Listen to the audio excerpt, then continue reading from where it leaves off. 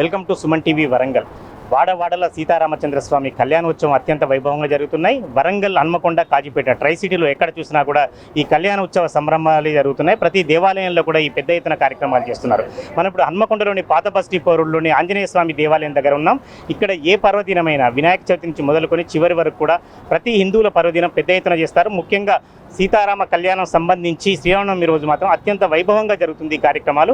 ఒకసారి మనకు అర్చకుల వారు ఉన్నారు, అనువంశిక అర్చకులు, అనేక మంది భక్తులు కూడా ఉన్నారు. ఒకసారి వారిని అడిగి తెలుసుకుందాం. సార్, ఎవ్రీ ఇయర్ చేస్తారా ఇక్కడ? అవును సార్, ఇది ఎవ్రీ ఇయర్ మేము సీతారాముల కళ్యాణం చేస్తున్నాము. గత 15 సంవత్సరాలు చేస్తున్నాం. బయట అయితే గుడి లోపల చేసేది, ఇప్పుడు అందరు భక్తులు ఇబ్బంది లోపడైతుందని బయట చేస్తున్నాం. మీ తాతల దగ్గర నుంచి ఈ దేవాలయం చాలా ప్రసిద్ధి. ఎక్కడి నుంచి వస్తారు, మీకు ఎట్లా అనిపిస్తుంది? చాలా ఆనందం అనిపిస్తుంది సార్. లోక సంస్థ సుఖినో భవంతి, చాలా బ్రహ్మాండం అనిపిస్తుంది. చాలా ప్రశాంతంగా పోయిన సంవత్సరం నుంచి ఈ సంవత్సరం ఇంకా పేషెన్స్గా భక్తులు చాలా మంచిగా సహకరించారు. జై శ్రీరామ్. భక్తులకు ఎలాంటి ఫెసిలిటీస్ ఇస్తారు? వాళ్ళు వస్తున్నారు, ఇక్కడికి వచ్చి దర్శనం చేసుకుంటున్నారు, అన్నదానం కూడా పెడుతున్నారు. సో అన్నం వాళ్ళు భోజనం చేసి దేవుని ప్రసాదం తీసుకొని ఇంటికి వెళ్తున్నారు. చాలా సంతోషంగా. శ్రీనివాసరెడ్డి గారు, శ్రీరామనవమి రోజు మనం కలుసుకున్నాం. ఈ సందర్భంగా తప్పనిసరిగా అంటే ఈ ఏరియాలో వినాయక చవితి దగ్గర నుంచి మీకు తెలుసు ప్రతి పండుగ కూడా గొప్పగా జరుగుతుంది. ఇట్లా ఇలాంటి కార్యక్రమాలు చేయడానికి దానికి సంకల్పం కావచ్చు, లేకపోతే ఒక సమన్వయం కావచ్చు, ఎట్లా చేస్తున్నారు?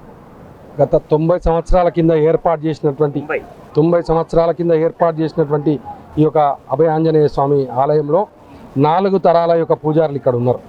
4 తరాల యొక్క పూజారులు ఇక్కడ ఉన్నారు. ప్రతి సంవత్సరం కూడా అంగరంగ వైభవంగా ప్రతి సంవత్సరం ఏటకు పెరుక్కుంటూ వస్తూ ఉన్నది.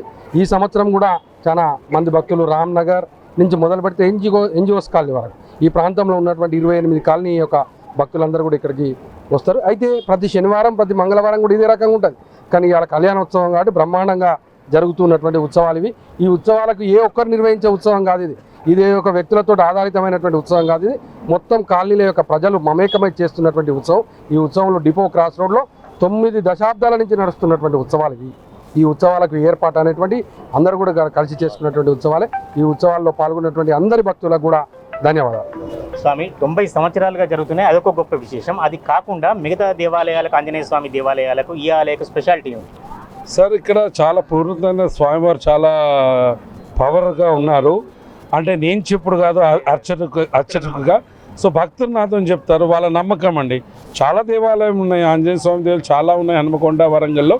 బట్ భక్తులు అది ఏంటంటే స్వామివారు తొందర వింటారని వాళ్ళ ఒక కోరిక నిర్వహిస్తారు స్వామివారు.